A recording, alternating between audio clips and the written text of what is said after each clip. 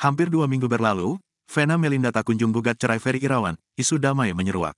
Ferry Irawan sudah ditetapkan sebagai tersangka kasus kekerasan dalam rumah tangga, KDRT, terhadap istrinya Vena Melinda. Segala cara sudah dilakukan Ferry agar bisa berdamai dengan sang istri. Bahkan Ferry Irawan sempat bersimpu di depan Vena Melinda dan mengucap maaf dengan tulus. Namun sayang, Vena Melinda bak acuh dengan usaha yang dilakukan sang suami. Dia sudah bersikukuh untuk tidak mencabut laporannya pada Ferry Irawan. Tak cuma itu, Ibunda Verrell Bramasta itu juga berulang kali berucap akan menceraikan Ferry Irawan.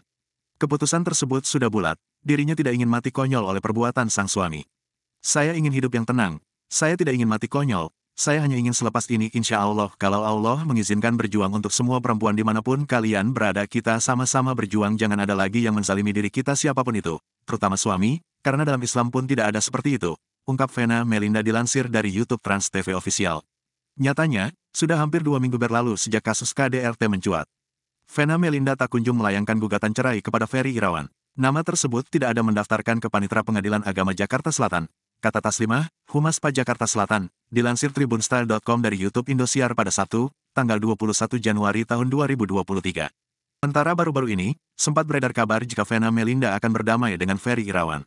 Akankah isu tersebut benar? Verrell Bramasta seolah menampik kabar tersebut. Dia mengatakan sang ibunda akan mengurus gugatan cerai terhadap Ferry Irawan pada Senin depan.